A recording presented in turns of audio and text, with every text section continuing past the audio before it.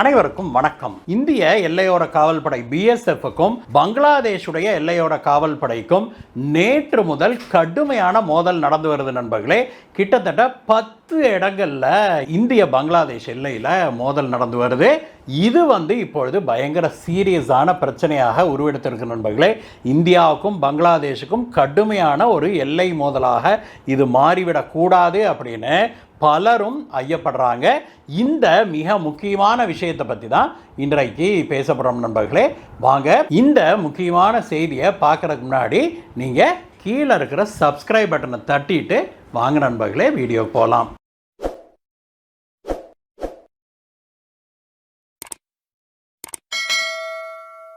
நண்பர்களே, கடந்த 11 மணி நேரத்துக்குள்ளாக இந்திய பங்களாதேஷ் எல்லையில் ஆங்காங்கே 10க்கும் மேற்பட்ட இடங்களில் இந்தியாவுடைய BSFக்கும் பங்களாதேஷுடைய BGB அப்படின்னு அழைக்கப்படுகிற பங்களாதேஷ் பார்டர் கார்டு அந்த எல்லையோர காவல் படைக்கும் கடுமையான மோதல் நிகழ்ந்து வருது.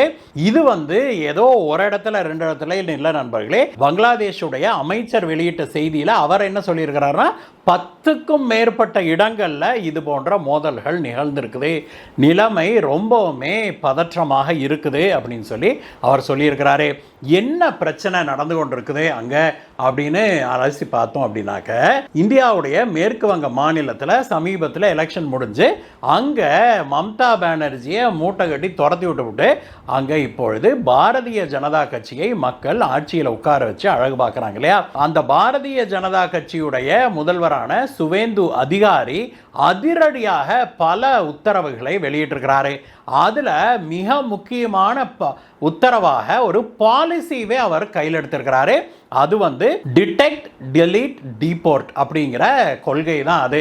அதாவது வெளிநாட்டிலிருந்து இல்லீகலாக இந்தியாவுக்கு வாழுகிற மக்களை, பெரும்பாலும் இது பங்களாதேஷிகள் தான், அப்படிப்பட்ட மக்களை கண்டறிந்து டிடெக்ட், அதற்கு பிறகு அவங்களுக்கு இந்த மம்தா பானர்ஜியோட அரசாங்கம் என்ன பண்ணியிருக்குது, ஆதார் கார்டு, ரேஷன் கார்டு, அப்புறம் ஓட்டர் ஐடியெல்லாம் கொடுத்து வச்சிருக்குது.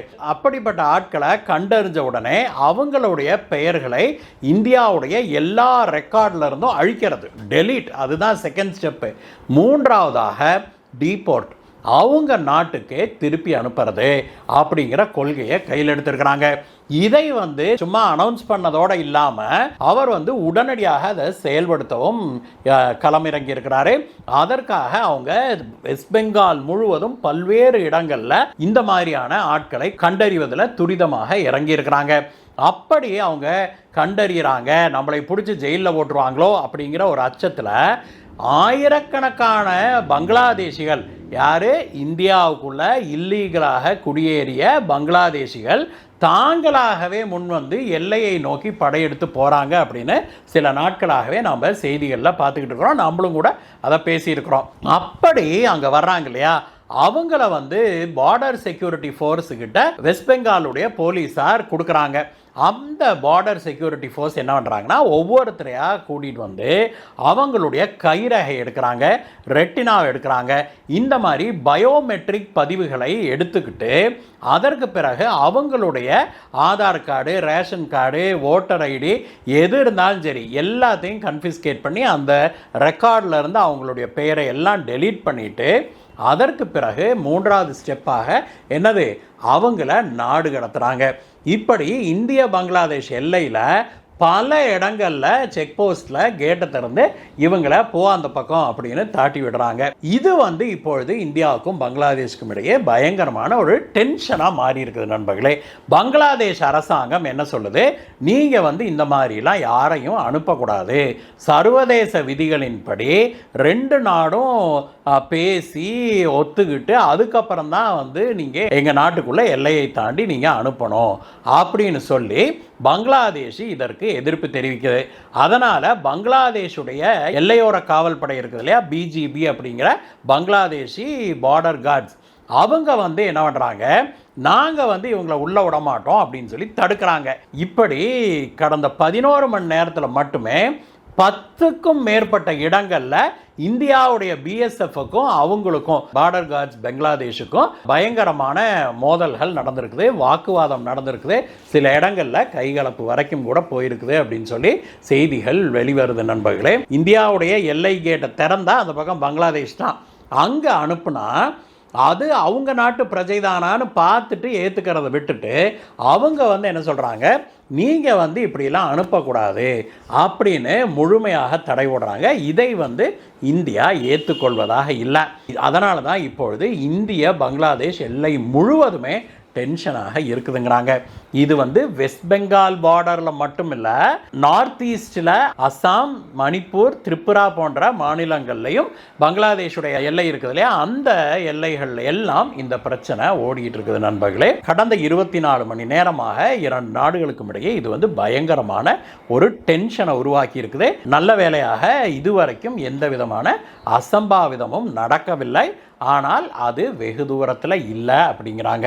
ஏன்னா இந்தியாவுடைய அரசாங்கங்கள் குறிப்பாக மேற்கு வங்கத்தில் ஆயிரக்கணக்கான மக்களை இப்படி கண்டறிஞ்சு கொண்டு அவங்கள டெம்பரரியான ஷெல்டரில் ஹோல்டிங் ஏரியா அப்படின்னு சொல்கிறாங்க. கிட்டத்தட்ட அது ஒரு கேம்ப் மாதிரி அந்த பகுதிக்குள்ளே அவங்கள அடைச்சி வச்சு அவங்களுக்கு சாப்பாடெல்லாம் போட்டுடுறாங்க. நல்லா தான் இருக்குது அந்த இடமெல்லாம். நாம் வீடியோலாம் கூட பார்க்குறோம்.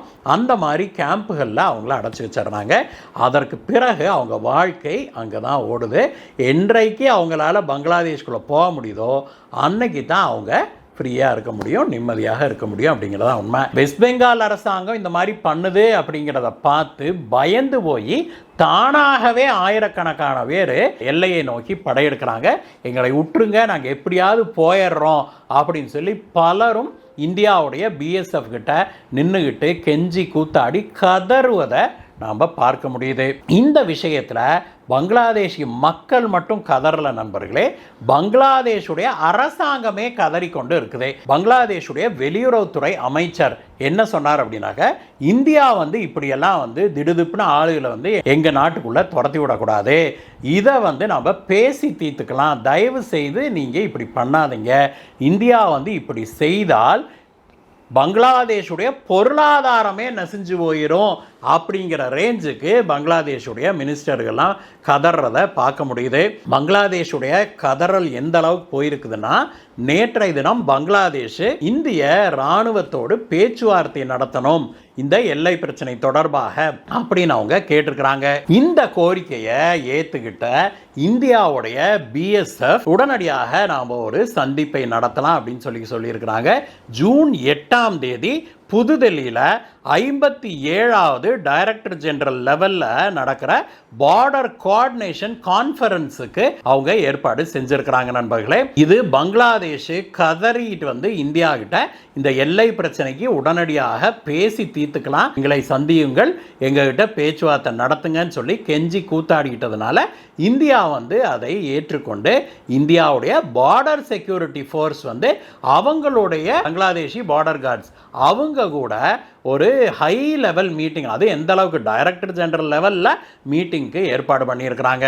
இந்த மீட்டிங் இந்தியாவுடைய பிஎஸ்எஃப் இருக்குது இல்லையா, அதனுடைய ஹெட் குவார்ட்டர்ஸ் டெல்லியில் இருக்குது நண்பர்களே, அந்த தலைமையகத்தில் தான் இந்த மீட்டிங்க்கு ஏற்பாடு பண்ணியிருக்கிறாங்க.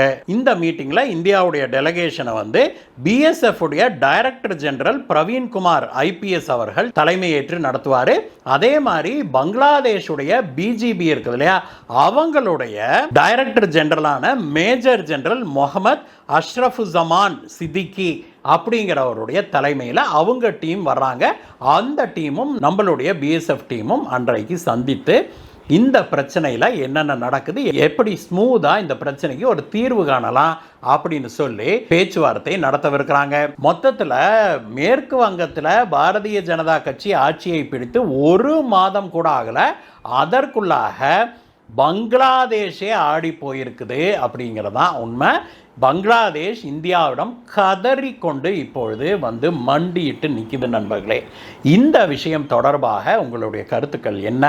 இந்தியா வந்து தொடர்ந்து எல்லை தாண்டி இந்த இல்லீகலாக இந்தியாவுக்குள்ள ஊடுருவி இருக்கிற பங்களாதேசிகளை கண்டறிந்து நாம் வெளியேற்ற வேணுமா, அவங்கள நாடு கடத்த வேணுமா, இல்லை பாவம் பார்த்து அவங்கள இங்கே வச்சுக்கணுமா? உங்களுடைய கருத்து என்ன நண்பர்களே? இந்த வீடியோவை பற்றி உங்களுடைய கருத்துக்களை சொல்லுங்கள் நண்பர்களே. மீண்டும் உங்களை வேற ஒரு வீடியோ சந்திக்கிறேன். Guys, bye bye.